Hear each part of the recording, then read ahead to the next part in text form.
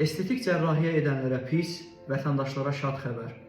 Şəxsiyyət hüquqlarının müdafiəsi haqqında Azərbaycan Respublikası Ali Məhkəmənin Plenumunun 24 dekabr 2025-ci il tarixli 20 sayılı qərarına əsasən əhalinin sağlamlığının qorunması haqqında qanunla müəyyən edilmiş tibbi yardımdan fərqli olaraq estetik cərrahiyyə, estetik stomatologiya və digər kosmetoloji xidmətlər artıq nəticəsinə təminat verilən padrat münasibətləri hesab olunur.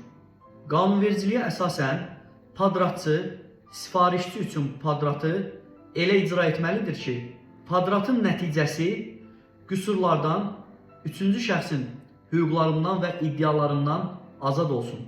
Padratçının sifariş edilmiş padratın nəticəsini deyil, digər padrat nəticəsini təqdim etməsi də qüsurlara bərabər sayılır.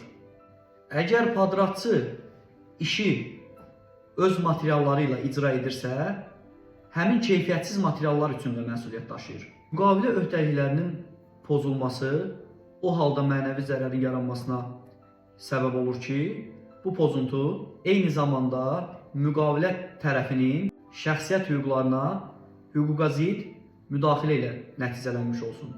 Məsələn, estetik əməliyyat səbəbindən şəxsin xarici görünüşünün eybəcərləşməsi nəticəsində onun mənəvi zərərə məruz qalması, nəticəsinə təminat verilən tibbi fəaliyyətdən doğan mənəvi zərər tələbləri yalnız şəxsin özü tərəfindən irəli sürülə bilər.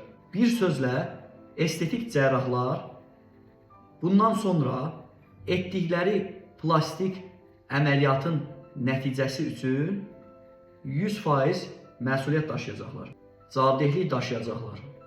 Təminat verdikləri nəticə olmazsa, vətəndaşa maddi və mənəvi zərərin əvəzini ödəməyə borclu olacaqlar. Diqqətiniz üçün təşəkkür edirəm.